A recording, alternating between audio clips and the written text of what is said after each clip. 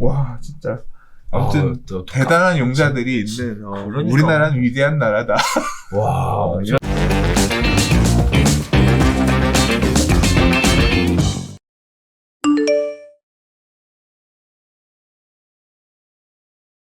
자, 네 번째 이야기 바로 넘어가 볼까요? 710 대책 1년 지났습니다. 징벌적 세금에도 다주택자하고 법인이 오히려 늘어났다고 하는데 사실 이 기사 보고 깜짝 놀랐죠. 자, 정부가 다주택자에 대한 세금 부담을 늘린 710 부동산 대책을 발표한 지 1년이 지났지만 다주택자와 법인 수는 오히려 늘어났다고 합니다. 정부가 다주택자에 대한 세율을 인상하는 내용의 대책을 발표했습니다. 다주택자와 법인에 대한 종합부동산세율을 기존 3.2%에서 최대 6%까지 인상을 했고요. 양도소득세율과 취득세율은 물론 재산세까지 모두 인상했습니다. 그런데 법원 등기정보광장에 따르면 지난달 아파트 등 집합건물 2채 이상 소유한 개인이 195만 4,629명으로 192만 6,208명 수준이던 지난해 7월보다 오히려 3만 명 가까이 늘어났다고 합니다. 두 채를 소유한 사람이 전체 다주택자의 77.7%, 세 채를 소유한 사람이 29만 3,175명으로 전체 다주택자의 12.3%, 네 채를 소유한 사람이 0.6%, 다섯 채를 소유한 사람이 0.2%라고 하고요. 다주택자 얘기였습니다. 법인도 장난 아니더라고요. 두 채 이상 소유한 법인이 10만 5,936개로 작년 7월보다 4,600여 개 늘어났다고 합니다. 지난 5월 말과 비교해서도 한 달 만에 1,000개 가까이 다주택 법인이 늘어났다고 하는데요. 세금 부담이 증가하면 다주택자들이 집을 처분할 것이라는 정부와 기대와 달리 매도보다 증여를 택하는 사람이 많았고요. 거기에 따라서 주택 증여 건수가 올해 1월부터 5월간에 6만 6,919건으로 작년 같은 기간보단 무려 34.3% 증가했습니다. 자, 그리고요. 거래는 감소했지만 증여는 증가했습니다. 자, 이런 내용들을 쭉 종합해보면 일단 깜짝 놀랐던 사실 중에 하나가 다주택 세금에 대한 효과가 징벌적 세금에 대한 효과가 없었다라는 게 첫 번째고요. 두 번째는 그럼에도 불구하고 2주택 소유자가 굉장히 많이 늘어났다는 거예요. 자, 그리고 법인의 경우에도 무려 4,600개 그리고 지난 5월과 비교했을 때도 1,000개 가까이 늘어났다고 하니까 법인을 통한 주택 매입도 굉장히 활발했었다라는 게 보여지고 있고요.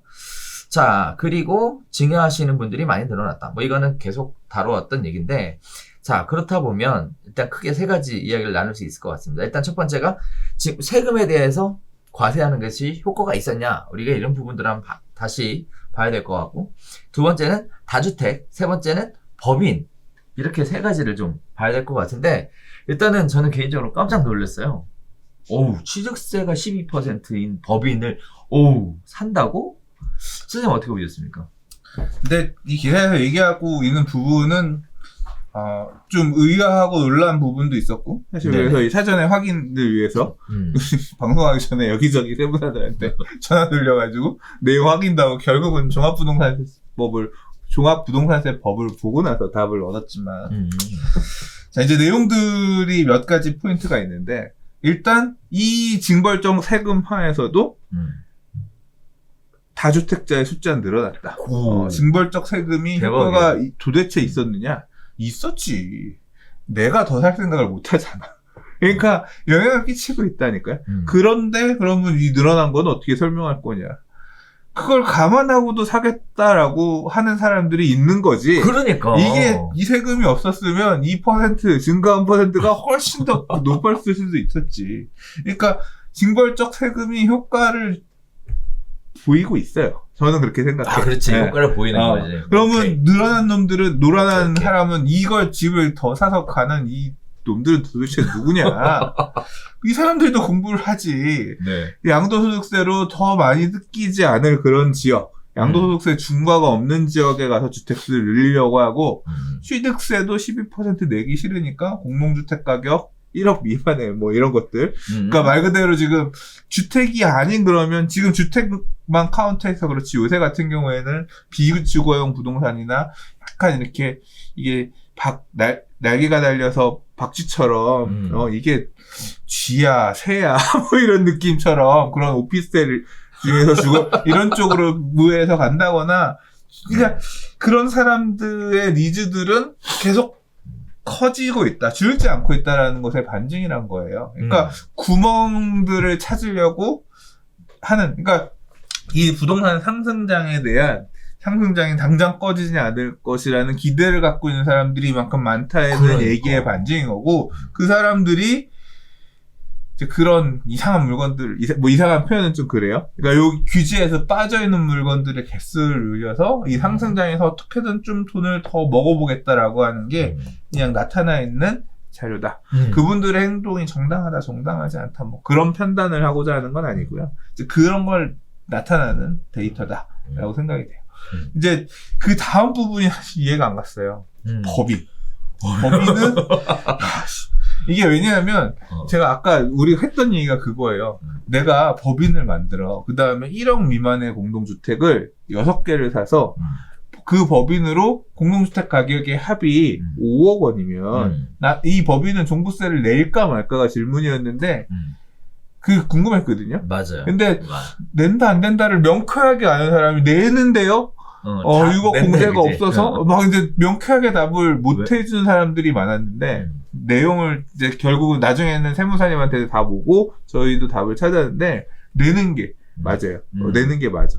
그러니까 이 종합부동산세의 납세 의무자는 가지고 있는 부동산이 6억을 초과하는 사람, 법인이 납세 의무자가 아니라 대한민국의 재산세를 내는 사람은 전부 다 종합부동산세 납세 의무자야. 깜짝 놀랐어. 그러니까 일정 금액을 초과하는 사람이 납세 의무자가 아니라 재산세를 내는 사람은 납세 의무자야. 종부세를 무조건 내야 돼. 맞아요. 근데 네가 갖고 있는 게 6억을 안 넘으면 9억을 안 넘으면 공제해 줄게, 이런 공제 조항이 있는 거지. 맞아요. 그 공제 조항이 법인에 없어졌기 때문에 내야 되는 거야. 그 기준 그렇다고 보면 법인은 6%에 따르는 그렇죠. 어마어마한 종부세를 내면서 이 주택을 1년 보유를 해야 되는 건데 야, 이 짓을 하는 거는 도대체 그러니까 왜냐하면 법인의 개수가 늘어났다는 얘기는 설명이 안 되는 거예요. 6%씩 보유세. 이 법인 세율 6%라는 얘기는 10몇 년 지나면 나라의 집, 10몇 년 갖고 있으면 나라에서 세금으로 집 가져간다는 얘기거든요. 네. 그러니까 그 세금을 내면서 어떻게 버틸 생각을 하는 사람이 4,600명이나 4,600개의 법인이나 늘어났지 이해가 안 갔어. 지금 이해가 갔냐? 구멍은 또 있을 것 같아요. 그걸 보고 나서 계속 생각을 해봤는데 보유세는 누가 내요? 6월 1일 소유자가 내잖아. 그렇죠. 그 기한을 잘 피해가지고 단타를 치면 세금 그러겠다고 지금? 그런 것들도 일정 부분 가능해. 물건도 가격의 가액 자체를 낮춰가지고 단타를 치면, 그리고 자산의 형태도 지금 여기는 이제 2개 이상의 소유한 법이라고 했지만 시기에 따라서 주택의 비중을 줄이고 비주거용 건축물의 비중을 늘리는 뭐 이런 형태로 운영을 해볼 수도 있을 거고, 그리고 또 어떤 계산도 가능하냐면요. 이게 10년 가지고 있으면 60%지만 1년 가지고 있으면 6%잖아. 6%에 대한 종부세를 내더라도 내가 1년 또는 2년 단기에 그만큼 그 이상의, 그러니까 상승분 차익이 예를 들어 한 30%, 50% 나고, 그러니까 이슈가 있는 지역들은 그렇게 날 수도 있잖아요. 갑자기 어떤 지역이 재개발이 된다. 그러면 갑자기 있다가 확 튀면서 가격이 상승하고, 그걸 갖다가 세금 측면에서 양도소득세, 지금 중과되는 양도소득세보다 조금 유리한 형태로 해서 법인세로 회피할 수 있는 방법이 있다. 라고 한다고 하면, 그러니까 세무적으로 잘 따져봐서 그런 구멍이 있다라고 하면 법인이 유리한 구석도 어느 정도 있을 수 있거든요. 그러니까 그런 것들을 디테일하게 보는 사람들은 따져볼 수도 있겠지. 그러니까 있을 수도 있다는 얘기인 거지, 제가 디테일하게 검토를 해보진 않아서 또 그런 전문가 아니라 모르겠으나 그런 내용 아니고서는 이 늘어난 거 설명이 안 돼. 6%에 달하는 종부세를 내고 당장 없애고 팔고 12%의 취득세를 내고 도망가기에 급급해야 되는데 늘어났다는 얘기는 와 진짜 아무튼 대단한 용자들이 있는 그러니까. 우리나라는 위대한 나라다. 와 이런 사람들이 있다. 진짜. 네. 그런 부분이 있고요. 네. 그리고 이제 증여가 늘어난 거는 요새 아까도 그래서 요 내용 관련해서 세무사님 통화를 하면서 여쭤봤더니 다시 네. 증여에 대한 문의는 또 늘어나서 요새 얘기하고 있다고 하시더라고요. 그래서 결국 이제 증여를 통해서 증여세 내고 취득세 내고 이렇게 하시는 것들을 보면 돈들이 많다. 돈들이 많다. 돈들이 네. 많다. 우리나라 개인이 부자라니까. 사실 오늘 기사에 꼽진 않았지만 요즘 빌라가 엄청나게 장이 뜨겁다고 하던데 혹시 관련된 거 알고 계신 거 있으세요? 빌라는 되게 구멍이 많죠.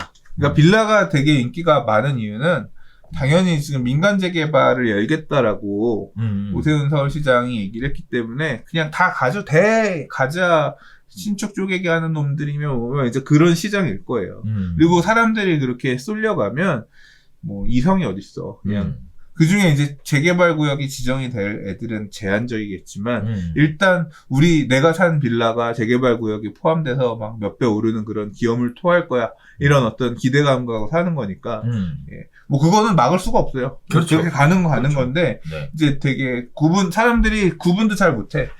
부동산을 좀 많이 했다고 하시는 분들도 그 구분 못하고 계시더라고요. 공공재개발, 공공직접시행 정비사업, 공공주택 특별법에 따른 도심공주택 복합사업, 공공재개발사업, 민간재개발사업, 뭐가 어떻게 다르고 어떤 거 사도 되고 안 사도 되는 거 이거 잘 몰라. 그렇지. 근데 그거뿐만 아니라 최근에 이제 또 법 통과된 게 뭐 소규모 주택, 그러니까 법 이름이 힘들어가지고 빈집 및 소규모 주택 정비에 관한 특례법. 이 법에서 정하고 있는 사업 방식에 따른 일부 사업도 이제 그 법 통과되고 나서 매수한 사람들은 청산되게 되게끔 맞아요, 하는 그 맞아요. 규정이 포함됐거든요. 그래서 일정 날짜 이후에 산 사람은 그냥 무조건 청산되는 그 규정을 담고 있는 법률이 지금 몇 개가 생겼어요.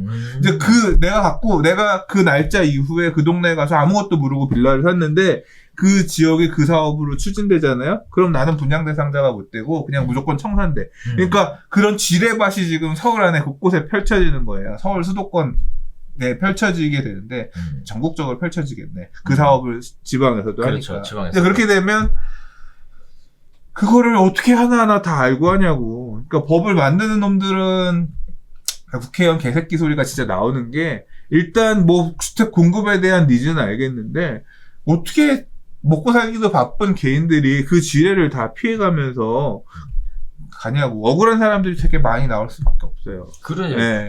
그러니까 그런 게 지금 다 뒤섞여 있습니다. 그럼에도 불구하고 빌라가 강세다? 그러니까 이 자본주의 사회에서 부에 대한 욕구는, 이 욕망은 어떻게 제어가 안 되는 거야. 그리고 공부를 원래 재개발 투자, 재건축 투자에서 망하는 사람들 나와요. 제대로 공부 안 하고 샀다가 망가지는 사람들 나오거든요. 맞아. 그냥 그런 과정에 있는 거야. 그거 뭐 가면서 당신 이 횡단보도 제대로 건너지 않아 교통사고 날 수 있으니 조심하세요. 맨날 다니면서 코치하고 다녀? 그 사람이 가다 야 교통사고 안 났잖아. 내가 산 물건 문제 없었잖아. 없을 수도 있어. 근데 잘못하면 날 수도 있다고요. 그 얘기 재개발할 때 이거 살 때 조심해야 됩니다. 이거 뭐 언제 얘기를 하겠어. 그냥 그렇게 굴러가는 거지. 그래서 그냥 그 큰 흐름은 막을 수가 없는 거야. 막을 수가 없는 거예요. 그게 무식하니까 용감하다는 말이 있잖아요. 그 한편으로 보면 있더라고 실제. 그러니까 공부하면 할수록 무서워서 못 해. 그러니까. 항상 그렇더라고. 그러니까. 그래서 항상 좀 싸고 이런데 함정이들이 있어. 그래서 네. 싼 물건에 항상 함정이 있고 비싸다고 해서 또 함정이 없는 것도 아니야. 그래. 파는 놈이 사기꾼이면 비싸도 함정이 있어. 와, 제가 진짜 부동산 현장에서 보면 진짜 미친놈들 많이 봤어요. 저도 와, 많이 봤어요. 진짜 막 진짜. 땅도 안 깔고 있는 뚜껑을 갖다가 막 엄청난 가격에 팔아 먹으면서 그 눈에 뭐에 씌어가지고 사는 사람들은 네. 그런 것들을 이 냉정하게 못 봐. 나중에 이제 한 발 물러서 과거의 나를 보면 내가 미쳤었지 소리가 나오는데. 그러니까 진짜 그걸 갖다가 이걸로 설득해가지고 해먹는 업자들도 대단하고. 이렇게 얘기하니까. 그러게 말이에요. 자, 아무튼 그렇습니다. 제가 아까 그 빌라 관련된 말씀은 왜 여쭤봤냐면 지금 빌라 관련된 부분이 굉장히 시장이 뜨겁다는 얘기가 계속 기사에 나오고 있고요. 한편으로는 이 법인이 결국은 이런 빌라를 사기 위해서 만들어 놓는 건 아닌가 이런 식의 생각이 들어서 잠깐 여쭤봤는데 네. 일단 거기까지 확대하는 건 아닌 것 같고 네, 잘 모르겠어. 네네 일단 여기서 정리하도록 하겠습니다. 네.